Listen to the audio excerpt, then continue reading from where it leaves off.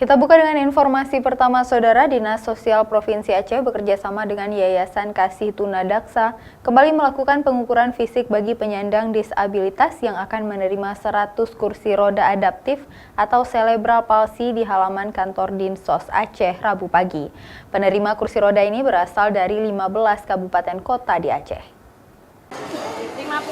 Penderita cerebral palsy atau sekelompok masalah yang mempengaruhi gerakan dan postur tubuh di Aceh menerima bantuan kursi roda adaptif yang diberikan oleh Dinas Sosial Provinsi Aceh bekerja sama dengan Yayasan Kasih Tuna Daksa. Ada 100 kursi roda yang akan diserahkan. Para penerima ini didatangkan khusus dari 15 kabupaten kota di Aceh. Awalnya mereka menjalani pengukuran fisik agar mempermudah pemasangan kursi roda adaptif serta membuat mereka nyaman karena sesuai dengan ukuran tubuh.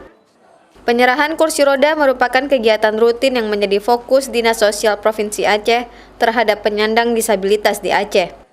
Tahun ini masih ada juga beberapa penyandang disabilitas yang belum bisa menerima bantuan kursi roda adaptif karena keterbatasan anggaran yang dimiliki sehingga mereka harus menunggu hingga tahun depan. Karena ini kursi ini khusus spesialis untuk adik-adik kita yang mengalami apa istilahnya itu? Ini hari ini diukur dulu karena ini khusus didatangkan dari Jakarta untuk pembuat kursi ini. Kursi roda adaptif ini berbeda dengan kursi roda pada umumnya.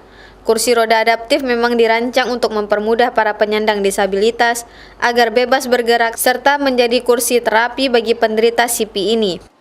Salah satu penerima kursi roda adaptif ini yaitu Muhammad Nazir, bocah asal Kabupaten Nagan Raya. Nazir menjalani pengukuran ukuran tubuh yang disesuaikan dengan kebutuhan kursi roda cerebral palsy nantinya.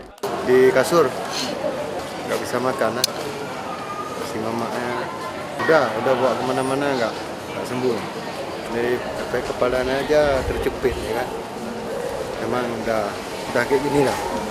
Nazir juga mengalami kecacatan fisik sejak 10 tahun lalu.